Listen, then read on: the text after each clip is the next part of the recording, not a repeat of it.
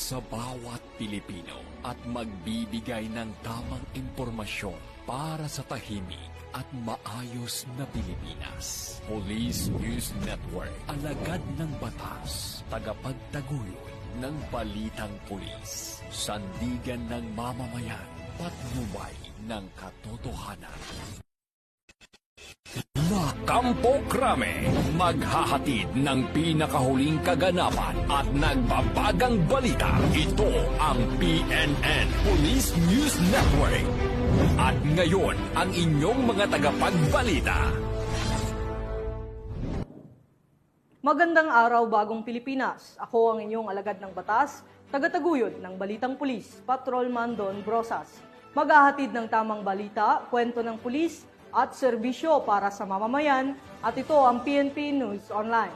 Ang pangunahing balita ng Police News Network. Alagad ng batas, tagataguyod ng Balitang Pulis.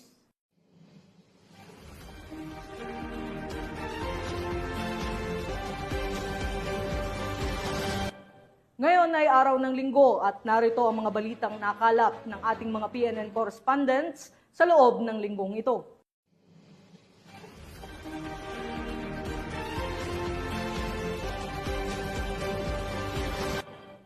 Bilang tugon sa direktiba ng bagong talagang Chief PNP na si Police General Nicolas Torre III sa pagpapaigting ng kampanya kontra iligal na droga, tuloy-tuloy ang operasyon ng pambansang pulisya. Kaya naman, 2 suspect, kabilang ang top 10 city high-value individual target, ang nailagay sa kamay ng batas